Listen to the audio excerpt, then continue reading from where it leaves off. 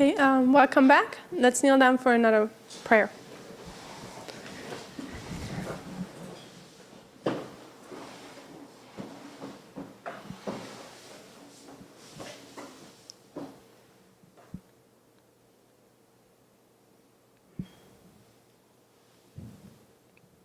Amen.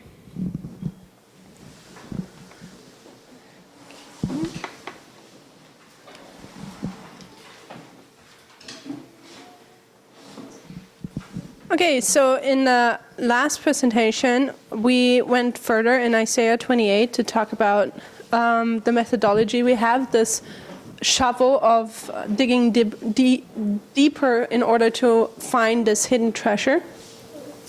And we talked about, we know the precepts, William Miller's rules, why they're important, as well as that today the Lord has given us rules.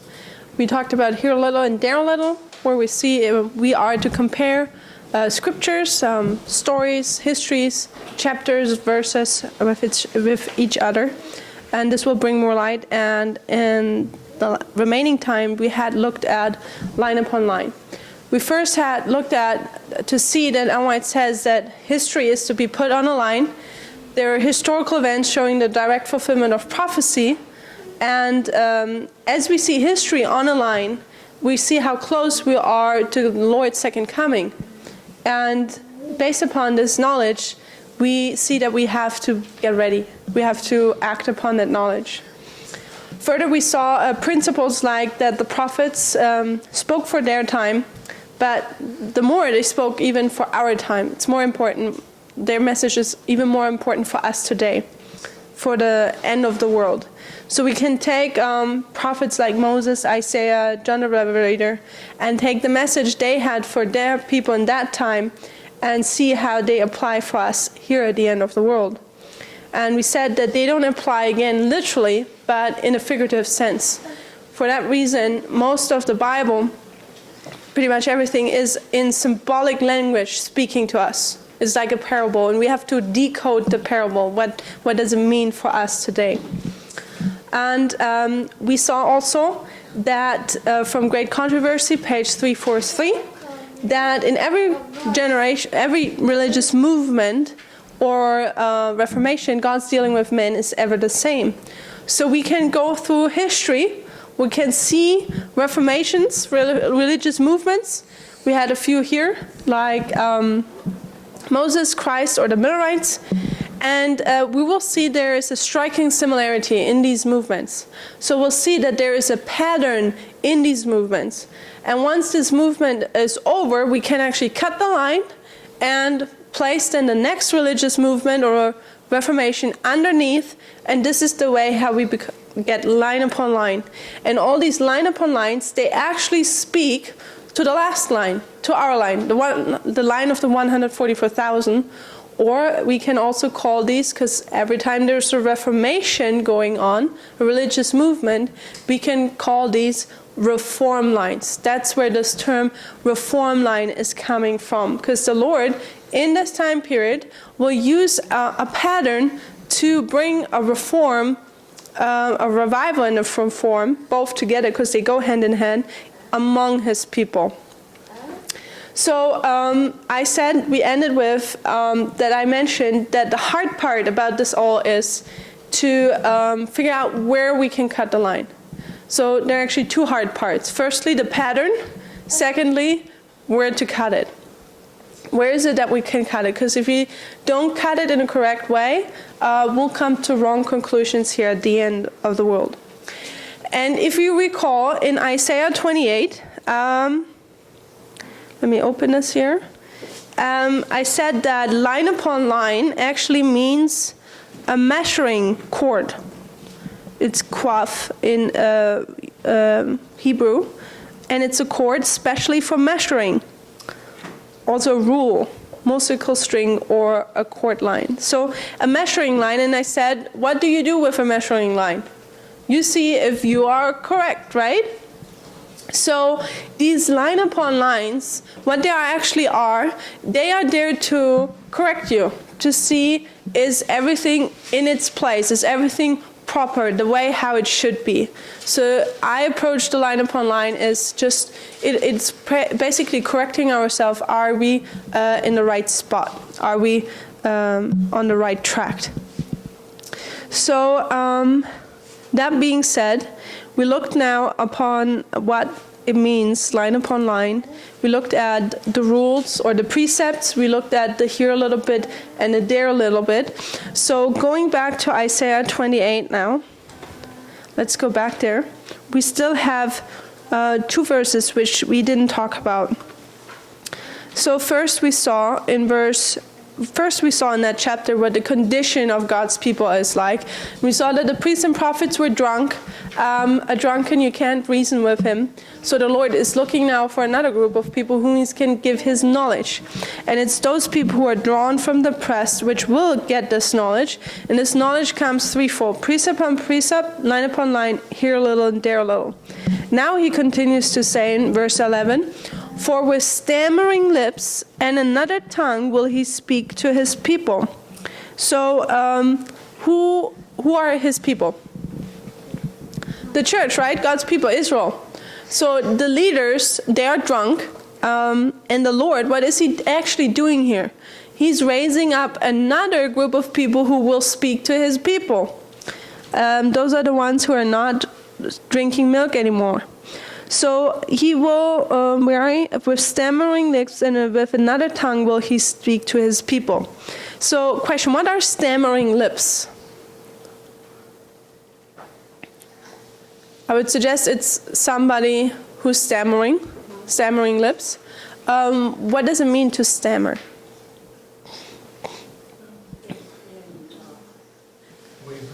Wavering? So let me put it this way. When is it that a person stammers? Confused? Person is not sure? How about when you're really nervous?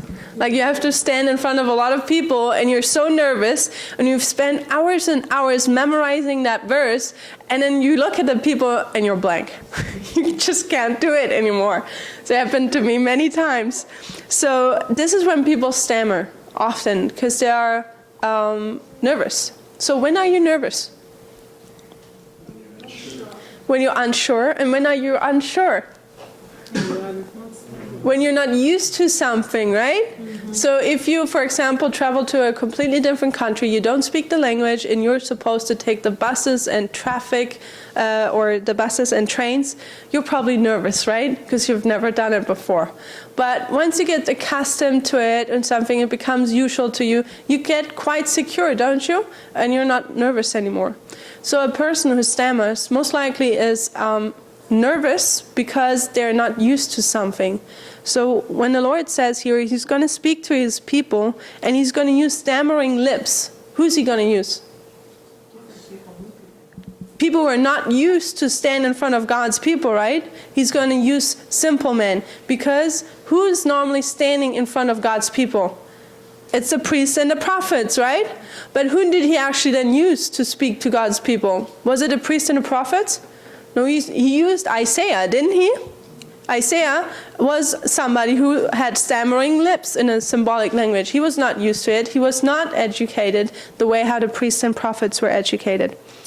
So we see throughout the ages, as God's dealing with men is ever the same, you will also find that mostly, God uses simple men to raise them as the preachers of his message, of his reform message. Can you give me some examples for that? William Miller. What was he? A farmer. He was a farmer, very simple man. Give me another example. Moses. So Moses was a shepherd, right? Another example. Ellen White. Somebody who was about to die. He chose her. Very weak. She didn't want to speak in front of people, and he chose her. Yes, please? The disciples were fishermen. The disciples were fishermen. So with the disciples, whom did the message at that time, in Christ's time period, where did it go first? Okay, yes? It went to the leadership, didn't it? Yeah. The Magi went to the leaders. And the leaders were to know that Christ was coming, but they didn't accept it, right? So where did it go to? To the shepherds, right? Simple men. And also the disciples, where simple men were chosen. So we often see, we had it here, Isaiah 28, because the leadership is in a position where they're drunken, that the Lord cannot use them, so he has to use laymen. It's not because he doesn't want to use the leaders. He wants to use the leaders. It's simply because he cannot. So when we parallel that, what will we expect today? When the Lord is going to take on the work of the last reform, are you going to expect it to come from the leadership? No. The history tells us that the leadership is not in a position where they can receive that message, but it has to come through laymen. And laymen are people who are not used to be ministers, be pastors, do the work normally priesters or pastors in our day and age, preachers do. So it's often laymen, uneducated people. So it says here, for with stammering lips and in another tongue will he speak to his people. What does it mean that he speaks in another tongue? For us today, what does it mean? More simple language? More simple language, okay. That could be one way to explain it. Another one? Not his native, Okay. not his native tongue. Not his native tongue? So back then, this other tongue, if you study a little bit context, you'll see how the Babylonians will come and they will speak in another language. However, today, I have the privilege to speak another language. If I would speak now German with you guys, would you understand me? No, you wouldn't. But I know that Perry wants to learn German, so maybe you understand a bit or something. So does it make sense when the Lord comes and says, I'm speaking with another language to my people? Doesn't he want them to make them understand? So if he wants to reach them out and make them understand, why would he choose another language?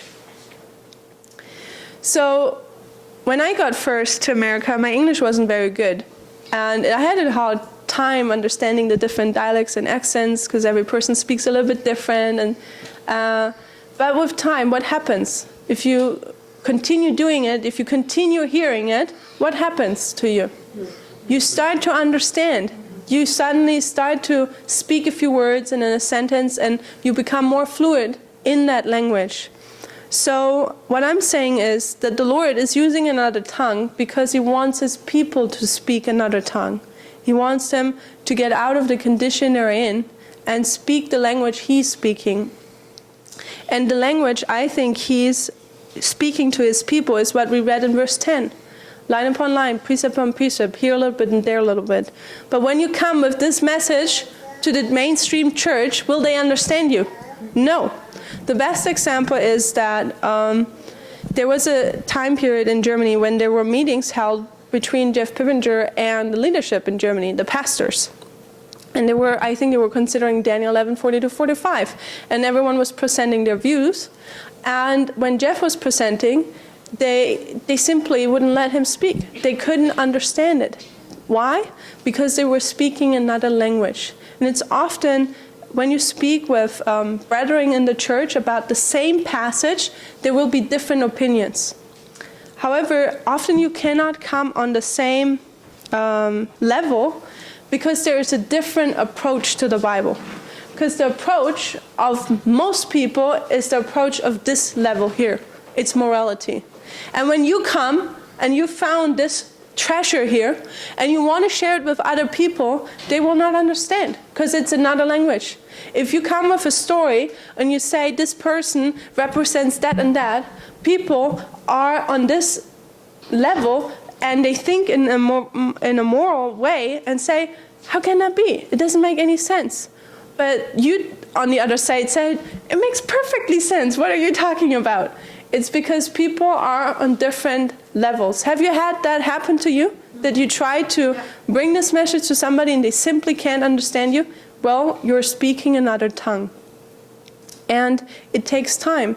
Just as you've heard once about this message, and you were maybe interested and you started watching videos and reading stuff, you suddenly get familiar with certain terms or are somehow you start to look differently at the stories in the Bible. When you read a Bible verse, suddenly certain symbols start to speak to you, where you're like, oh, I remember this, and so on. You start to make the connections. This is you learning another tongue, a tongue God's people is not speaking at the moment. But the Lord promised, if we're diligently working, He will give us this talent that we speak this language. So, verse 11, we talked about that. Verse 12, it says, to whom He said, this is the rest wherewith ye may cause the weary to rest, and this is the refreshing, yet they would not hear. So if you remember, we talked about Jeremiah 6, verse 16, coming or going back to the old path, and this is where the rest is. Where the rest is. And we said the rest, and why it talks about that this is the latter rain and the refreshing.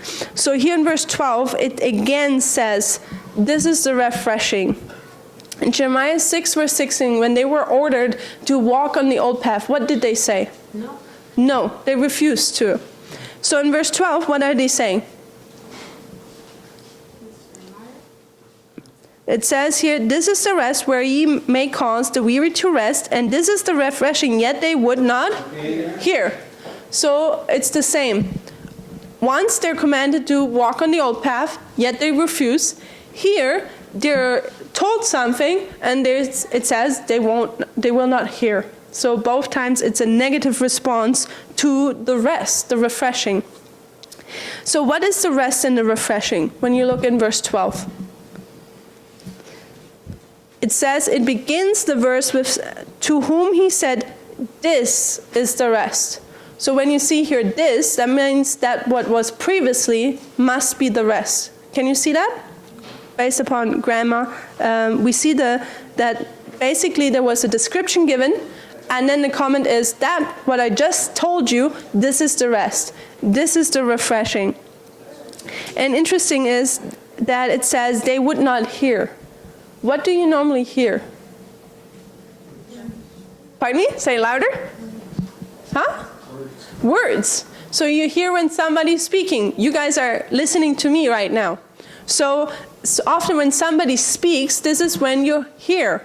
So when here the detail is given that they would not hear, they would not listen to the refreshing, what detail does it give us about the refreshing? The latter rain. That you can hear it, right? So the refreshing is something you can listen to. You can hear it, but they would refuse. So this indicates that the refreshing, the rest, which is the latter rain, is what? It's a message. And this is already a fundamental difference to what the church as a corporate teaches, that the refreshing is, or the rest, the latter rain is what? It's an experience, feelings, right? So I'm not sure if you ever heard about that but there are these prayer sessions where they preach for where they pray for the Holy Spirit and for the latter rain to come, and this is often indicates like a Pentecostal feeling. That's what people associate the latter rain with. And we know in the Pentecostal movement you have a lot of these spiritualistic experiences taking place where people feel great and good. So this has come into our church, and is a wrong concept of what the latter rain is. The latter rain is a message, which is interesting because often when the Lord in His Word predicted something to happen, what did the people expect as a maturity? Actually taking place, right? So often they were thinking something big and wonderful would take place, and then the Lord brought something very simple, and you're like, what? That's it? No. And they refuse it. It's like this one person, I forgot his name, but it was actually a pagan. He was very sick, and he came to Elijah, to be healed. And he brought all the money with him, everything. And what did the prophet tell him? just go and wash yourself Dagana 7 times in the river, and it was a dirty river. What does this famous general say? What? That's so simple? No, that can't be. And he leaves. That's also how it is with us today at the end of the world. We expect something big with the latter rain, but the Lord is just bringing something very simple and easy.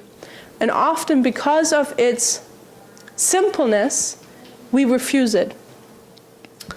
Okay, so the latter rain is here being talked of, and it's a message. And I say it's the message which those people with stammering lips are delivering. It's a message which comes upon precept, line upon line, and here a little and there a little. That is the latter rain, and it's been among us for many years already, and the church is not listening.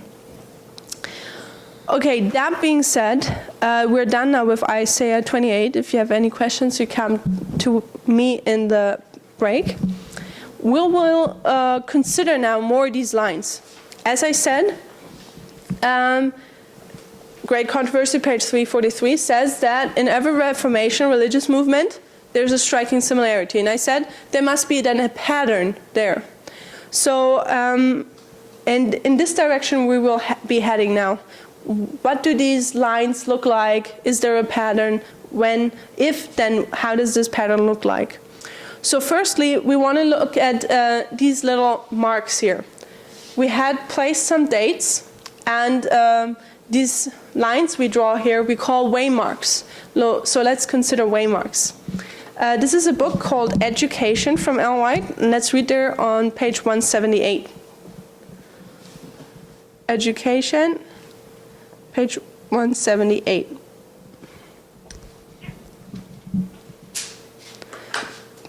There White says, the history, prophecies, which the great I Am has marked out in his word, uniting link after link in the prophetic chain from eternity in the past to eternity in the future, tells us where we are today in the procession of the ages and what may be expected in the time to come.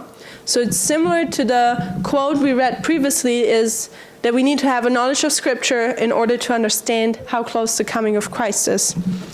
All that prophecy has foretold is coming to pass until the present time has been traced on the pages of history. So everything what has happened till today is actually recorded. And we may be assured that all which is yet to come will be fulfilled. How? In its order.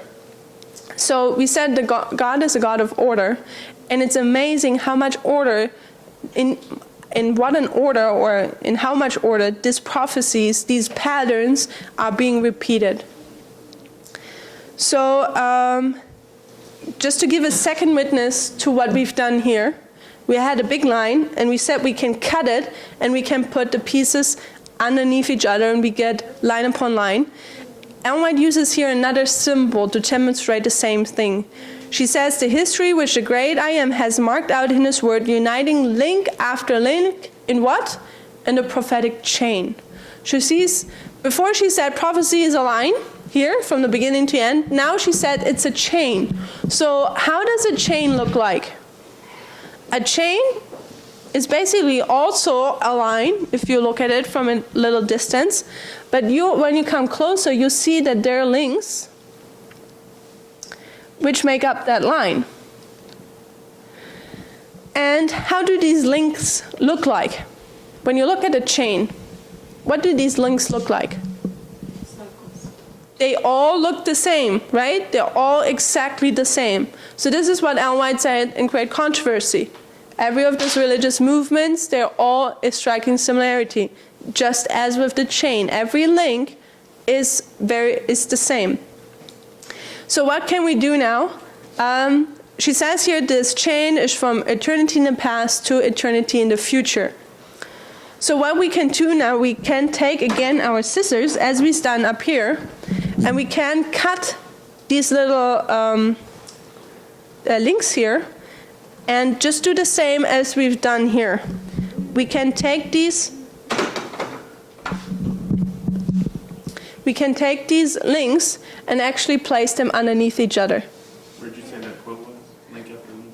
The link after link was education page 178. Is it not there? Because it's in my notes. Fortunately, I don't have the paragraph. Okay, it says the history which the great I Am has marked out. Yeah. Sorry, I might have a wrong reference here. No, you're right. It's there? Okay, good. Thank you. Okay, so this is the second witness. We can do the line. We learned that from Ellen White. Through great controversy and Ecclesiastes, we knew that we could cut this up and do a line upon line. And in education, page 178, we see the same, just demonstrated by a chain. Links can be cut open and also placed underneath each other.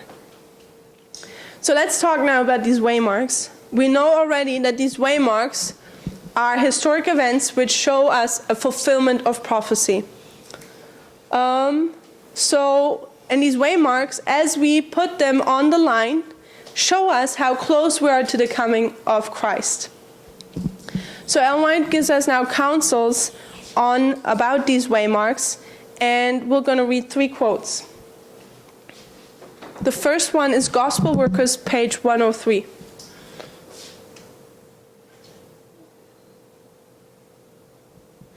Gospel Workers, page 103. There she says, today, Satan is seeking opportunities to tear down the waymarks of truth, the monuments that have been raised up along the way. So what is she saying here? Firstly, she's saying these are waymarks of truth, and that Satan is seeking opportunities to tear them down. And these monuments, these waymarks, were raised along the way. So the way, I'm saying, is this line. And as this history, as people, God's people, are going through this history, they're setting up these waymarks. Because they've seen how prophecy is fulfilling, and then they place the waymark. So it's very similar to, if you've read it before, that when Israel was walking through the wilderness, what were they to do? They were to create waymarks, weren't they? At places, what were the places like when they had to create these waymarks? Altars. When would Israel create waymarks? When they were journeying? Significant places. Significant places. Crossing the Jordan. Crossing the Jordan, for example. Or when there were, like a shaking had happened and many people had died, or water was coming out or something. So at different important events happen, they were also to put a waymark. Why would that be? Why would you place a waymark? I mean, why would you care? To remember. To remember. So that their generation, as well as all the generations afterwards, would be remembering this is what happened here and then. So the similar or the same concept is for us today. So as we go through history, the people who have trodden the way before us have raised those waymarks so that we can remember. However, it's Satan is seeking opportunity to tear down these waymarks. And to prevent that, Ellen White continues now, and she says, and we need the experience of the aged workers who have built their house upon the solid rock, who through evil report as well as good report have been steadfast to the truth. So Satan is seeking to tear down waymarks, and she gives us the counsel that we need the experience of who? Aged workers who have built their house upon solid rock. Thank you. So remember that we said here those leaders who were drunken, they were out of the way. Remember that? So they had to return to the old path. So for us in the year 2000, let's say our generation, who are the old paths? What are the old paths for us? Who are the aged workers we need? The pioneers. So for us, at the end of the world, let's say the generation of 9/11, we actually need to go back to our ancient fathers, the beginning of Adventism, and remember their work, because they set up the waymarks of truth. They set up the waymarks of 1798, 1833, 1840, 1844, and others. So for us, in order to guard the waymarks Satan is trying to tear down, we need to go back to the experience of these aged workers. However, this year in November, this movement turns 30. 30 is a long time period. And I say that there has been also aged workers within this movement already. Because Satan doesn't just try to tear down waymarks of the Millerite history or before that, he's also trying to tear down waymarks we have set up in our time. With that in mind, please, if you wouldn't mind, give me some waymarks for our day and age, our generation. Do you know some? 1989. So we have 1989. Give me some more. 9/11. Another one? You have 2014. Some we are raising up at the moment, yes. Do you know any others? 91, 92, 91, 92, 96. 92, 96. So at the moment, if I'm not sure how much of you keep up with the videos, which is presently being presented by other speakers, but at the moment we're raising up waymarks. We're in the process constantly of raising up waymarks. At the same time, we've passed over 30 years of ground, and some of the waymarks were already well established and raised. And Satan is also trying, of course, to tear down these waymarks. So in order for us to prevent this to happen, who do we have to turn to? Ellen White was not part of this movement anymore, and neither were the pioneers. Who do we need to take care of? Pardon me? Our age workers. So they're also age workers in our present truth message, and we need the experience of them in order to also preserve the waymarks which were already set up.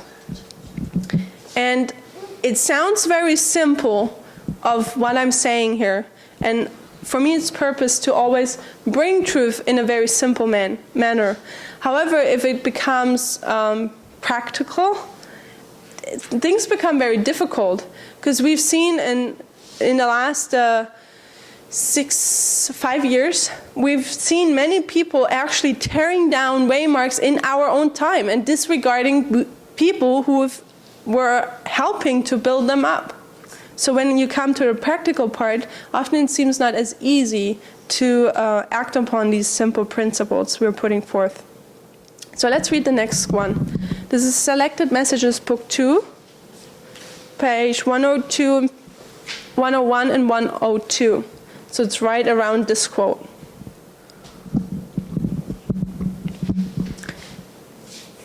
Here she says, "The great waymarks of truth, showing us our bearings in prophetic history, are to be carefully guarded." Here again, she gives the counsel, guard the waymarks.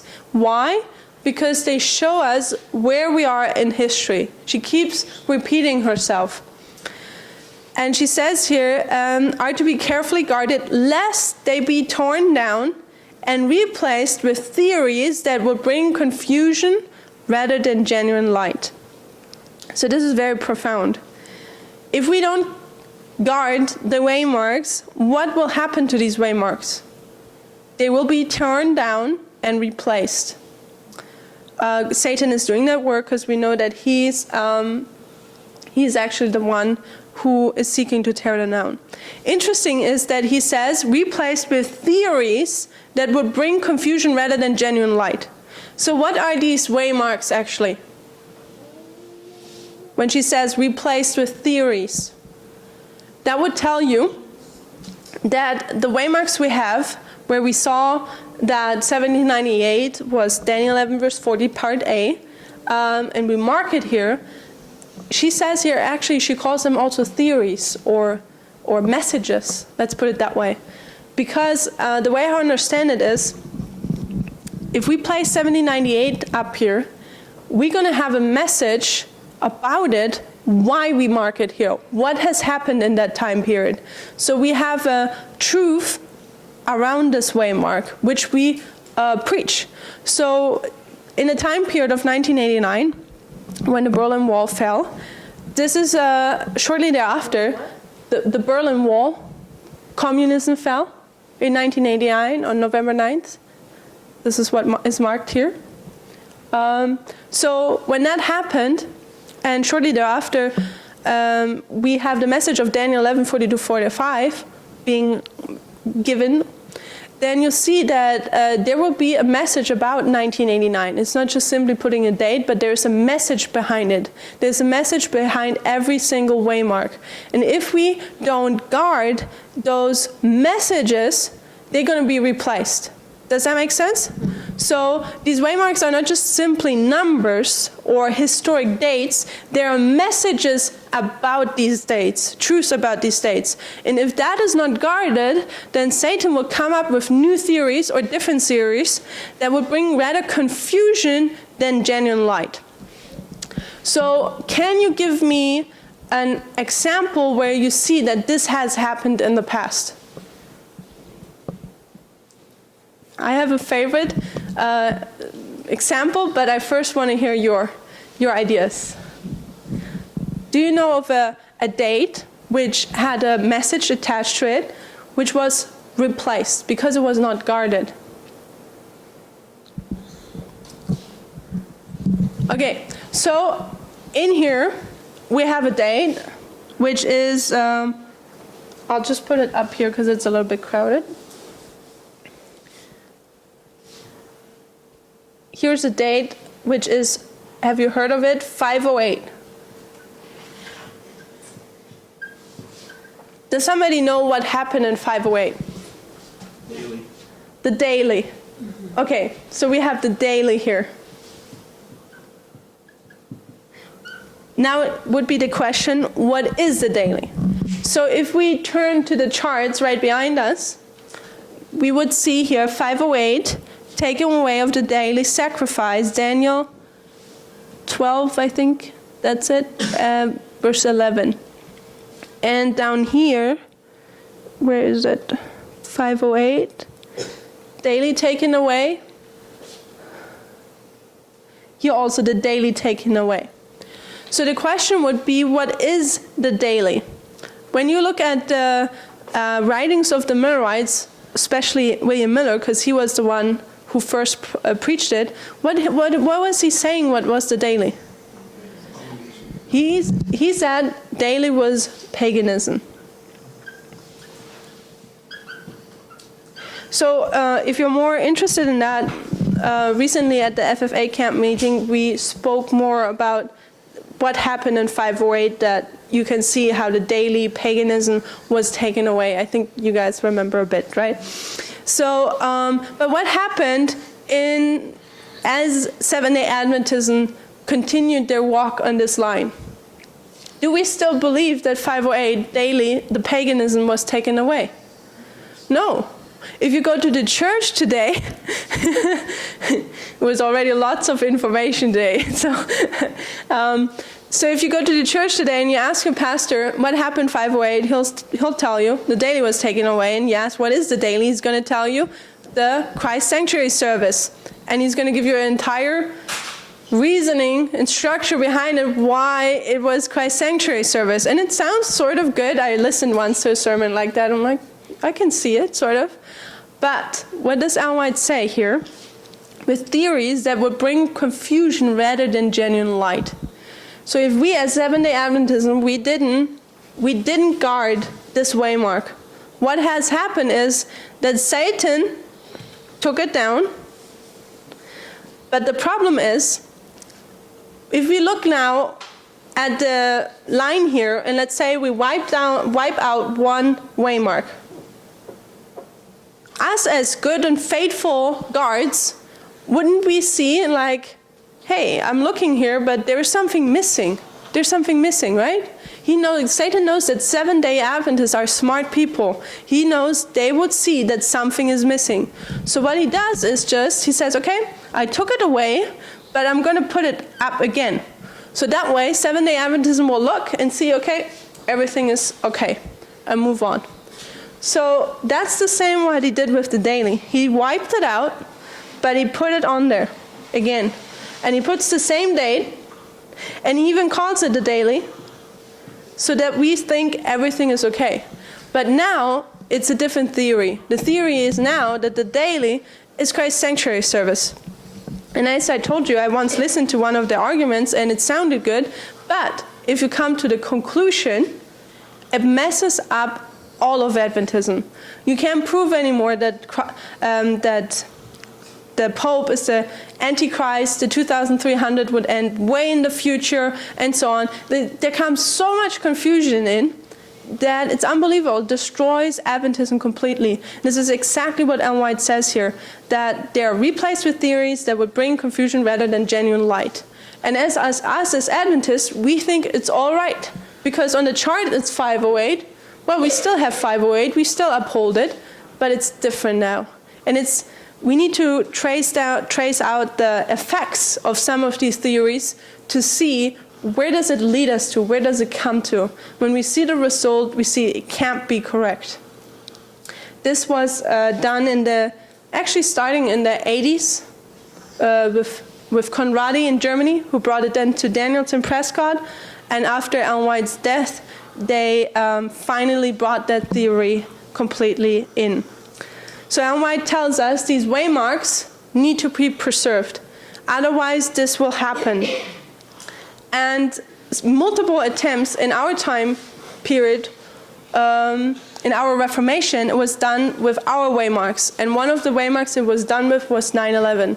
You will have ministries who preach in front of these charts, who will give you a theory about 9/11 which has nothing to do with what we first taught when we created that waymark. So you see today that Satan is attacking also our waymarks and brings different theories in. Okay, with that said, we're going to look at the pattern now. What is the pattern of a reform line? This is what we're going to consider now. Early Writings, page 258, paragraph 3.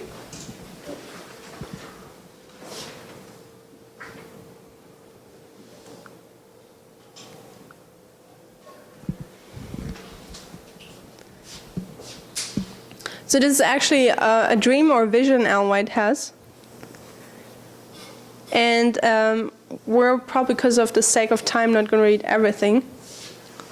But she says here, I saw a company who stood well guarded and firm, giving no countenance to those who would unsettle the established faith of the body. God looked upon them with approbation. I was shown 3 steps. The first, the second, and the third angel's message. Said my accompanying angel, woe to him who shall move a block or stir a pin of these messages. The true understanding of the messages is of vital importance. So, let me see. How important is the first, the second, and third angel's messages? Vital importance. So that means without it, you cannot live. So, again, it's not literally, it's spiritually. So your spiritual life cannot live without the first, second, and third angel's messages. However, she says here, the true understanding. So when she says here there is a true understanding, what do we know? That there's also a false understanding, right? And I'm not quite sure, but Early Writings, the book, I think it was written in the time period also of this crisis, 1870s, 80s, I think. And interestingly, there was a guy named John Bell, and she writes several manuscripts and counsels against John Bell. What did John Bell do? He took the 3 angels' messages and he applied them in the future, while the Adventists actually knew that those messages had taken place here in that time period. So that's why she's saying the true understanding of these messages, because they're false understandings. And I'm saying today it's the same. We have false understandings of the 3 angels' messages because our church thinks they're actually preaching the 3 angels' messages. Yet when you go and listen to their sermons, do you even hear the 3 angels' messages? No, you don't. So we need the true understanding. And she says here that The three angels' messages are 3 steps. The first, the second, and the third. And I would suggest to you that these reformations or religious movements, that they are governed by the pattern of the 3 angels' messages. So you actually have always 1, 2, 3 here. Let me see. 1, 2, and 3. Let's read another quote from Ellen White and see what she says here. This is Early Writings as well, page 259. Or let me see, we're going to read several quotes. Best is 258 to 261.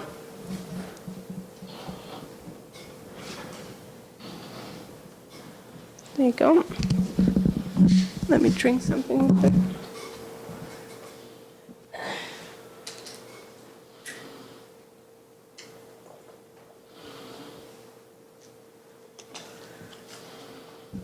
It's Early Writings, page 258 to 261. So, she first told us that there are 3 angels' messages, 1, 2, and 3 steps. And now she's going to compare 2 stories. She starts here, I was pointed back to the proclamation of the first advent of Christ. John was sent in the spirit and power of Elijah to prepare the way of Jesus. Those who rejected the testimonies of John were not benefited by the teachings of Jesus. So let's draw this on the whiteboard here. Is everything so clear so far? Are you still with me? Okay. Any questions? Okay, I'm going to wipe this out now because we're going to do another line. So Ellen White is talking now about the time period of Christ. And we just read, she says here, those who rejected the testimony of John were not benefited by the teachings of Jesus. So we see here, if you don't accept John,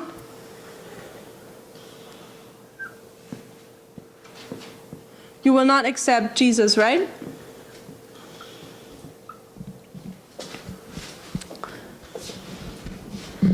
Those who rejected the testimony of John were not benefited by the teachings of Jesus. Their opposition to the message that foretold his coming placed him where they could not readily receive the strongest evidence that he was the Messiah. Satan led on those who rejected the messages of John to go still farther, to reject and crucify Christ. In doing this, they placed themselves where they could not receive the blessings on the day of Pentecost. Which would have taught them the way into the heavenly sanctuary. So, what is she saying here? She's saying those who rejected John will not be benefited by Christ. They end up rejecting Christ and crucify him. And because they don't accept Christ, what do? They are not being benefited by what? Pentecost. And Pentecost would have done what for them? They placed themselves where they could not receive the blessing on the day of Pentecost, which would have taught them the way into the heavenly sanctuary. So we see the sanctuary here attached. So Pentecost would have shown them the way into the sanctuary. So how am I going to do that? I'll just put the sanctuary here. And this was the way into the sanctuary. So if you reject John, you reject Christ, you can't have Pentecost, and you're not going to know about the sanctuary. It's a progression, which means if you would have accepted John, you could have accepted Christ, and if you accepted Christ, you would be blessed by Pentecost, and Pentecost would have shown you the transition of the earthly to the heavenly sanctuary. Can you follow? So what is she continuing to say? The rending of the veil of the temple showed that the Jewish sacrifices and ordinances would no longer be received.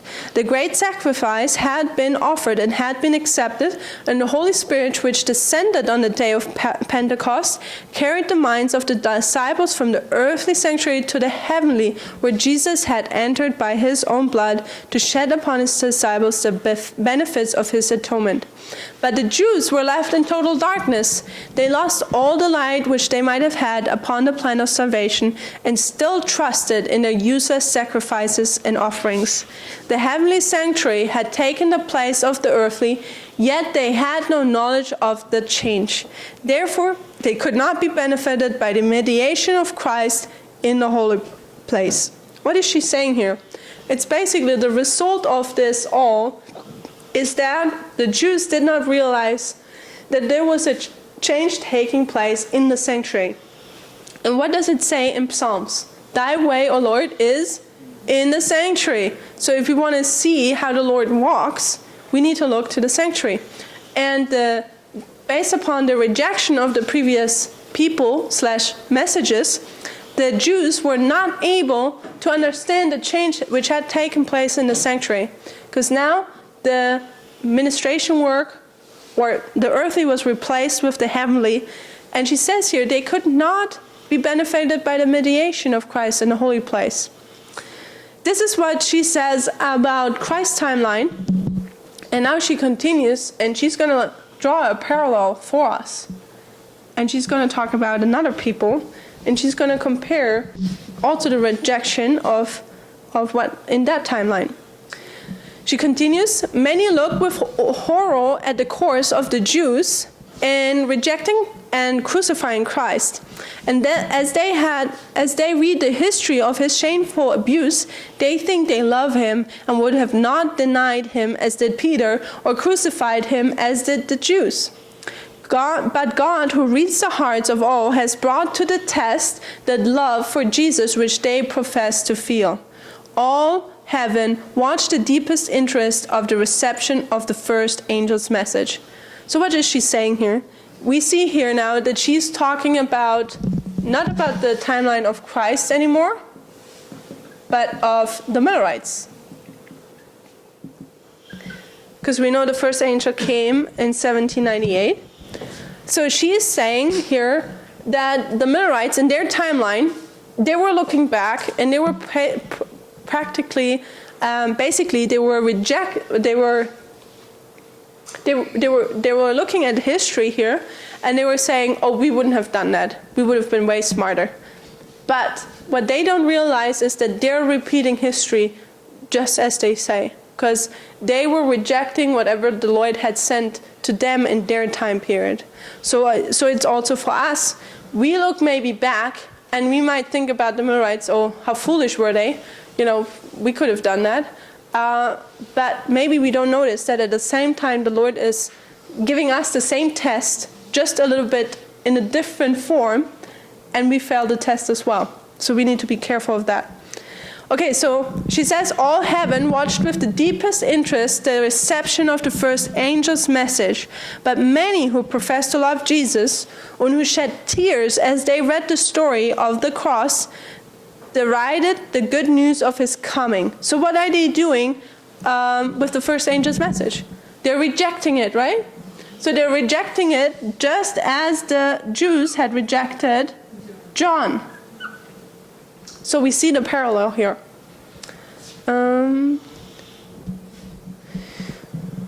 Instead of receiving the message with gladness, they declared it to be a delusion. They hated those who loved his appearing and shut them out of the churches. Those who rejected the first message could not be benefited by the second. So she's using even the same language here. She's saying those who rejected John could not be benefited by Christ or Jesus. And she's saying the same about the first angel's message and the second angel's message.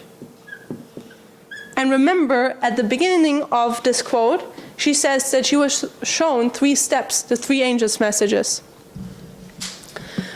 Those who rejected the first message could not be benefited by the second. Neither were they benefited by the midnight cry, which was to prepare them to enter with Jesus by faith in the most holy place of the heavenly sanctuary. So, what is the parallel to the Pentecost? The midnight cry. The midnight cry.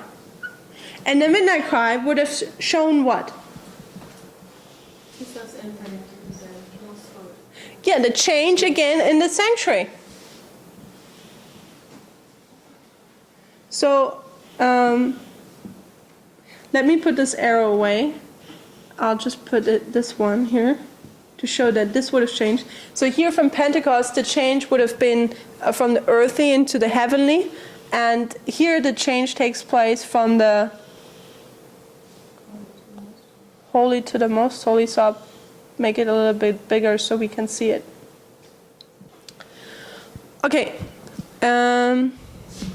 So neither were they benefited by the midnight cry, which was to prepare them to enter with Jesus by faith into the most holy place of heavenly sanctuary. And by rejecting the two former messages, they have so darkened their understanding that they can see no light in the third angel's message, which shows the way into the most holy place. I know it's difficult if you don't have the quotes right in front of you, but what did she just do? What did she just say about the third angel's message? The third angel's message, which shows the way into the most holy place. 2 sentences before, what did she say shows the way into the most holy place? The midnight cry. Now, in the next sentence, she says, what shows the way into the most holy place? The third angel's message. So this should show us that the midnight cry is actually the third angel's message. Does that make sense? So I'll put just the third angel's message like this. So the third angel's message shows the change in the heavenly sanctuary, or shows the way into the most holy place. I saw that as the Jews crucified Jesus, so the nominal churches had crucified these messages, and therefore they have no knowledge of the way in the most holy place, and they cannot be benefited by the intercession of Jesus there. So the Jews were not able to benefit the mediation of Christ. Here, they cannot benefit by the intercession Christ does in the most holy place. Like the Jews who offered their useless sacrifices, they offer up their useless prayers to the apartment which Jesus had left. So, one question. Is it bad to pray? Is it bad to pray that they come to the holy place? The prayers? Is it bad? If Jesus isn't there. That's the point. It's not bad to pray. And all these people were praying to Christ in the holy place, because that's where he was. But the problem is when Christ moves, we need to move with him. And if we don't do that, then even though it seems good of what we're doing, and we've done it for so many years, turns out to be bad. Does that make sense? Mm-hmm. So we need to, we need to be like a sunflower. A sunflower, wherever the sun is, the sunflower goes. We completely need to always resemble that. And so it is with Christ, because Christ is going to move around. And we need to move around with him. And if we don't, then if you want to be very direct, you're in apostasy, even if it appears that you're doing all correct. So they offer up their useless prayer to the apartment which Jesus had left. And Satan, pleased with the deception, assumes a religious character and leads the minds of these professed Christians to himself, working with his power, his signs and lying wonders, to fasten them in his snare.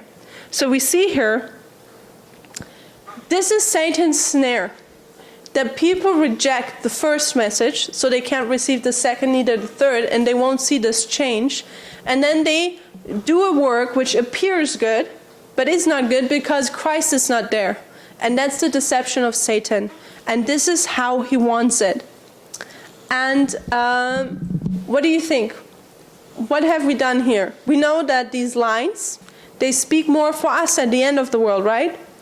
So Ellen White was not able to, but we are able to create and mark here another line. and we can put here the 144,000. And we know that we can, again, see that this pattern, this religious movement, has also application for us today. So we know that we have a first angel's message. We have a second angel's message. And then we have, what do we have? Do we have a midnight cry? What would we call it for the line of the 144,000? It's the loud cry, right? So the loud cry. And what is the loud cry about? What is that message? The third angel's message? Yes, amen to that.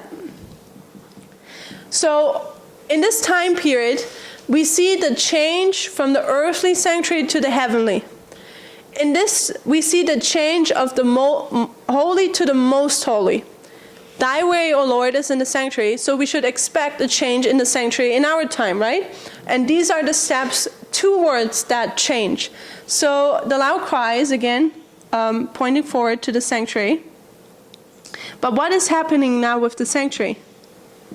What is the next step in the sanctuary? To come back out. So Christ is going to leave the sanctuary, which is essentially the close of probation. And the loud cry is pointing forward to this. It's actually when I won't because of time, and I think we're almost done. We're actually at overtime now. We'll continue this afternoon, but it's a good point to stop. It is like Ellen White said here, when you're not accepting John, the first angel's message, you cannot be benefited by Christ the second. You will not receive Pentecost or the midnight cry, which prepare you for this change. So it's the same for us today. If we don't accept the message for us at its first step, we will not accept the second step, and we will not have the loud cry, which Ellen White calls the latter rain, which will prepare us for this change, ripens us for this change. And that's now the key point where Satan doesn't want that.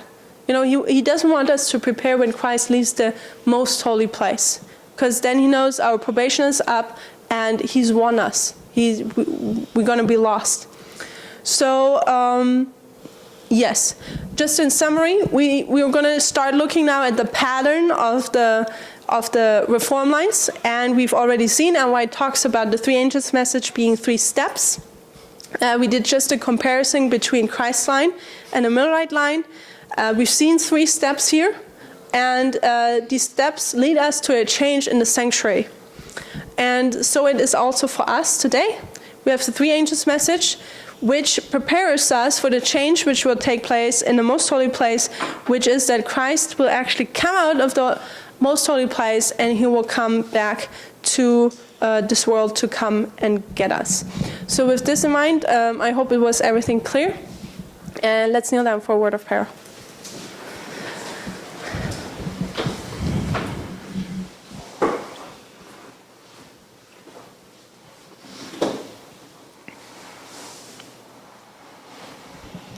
Dear Father in heaven, we thank you for the Sabbath day.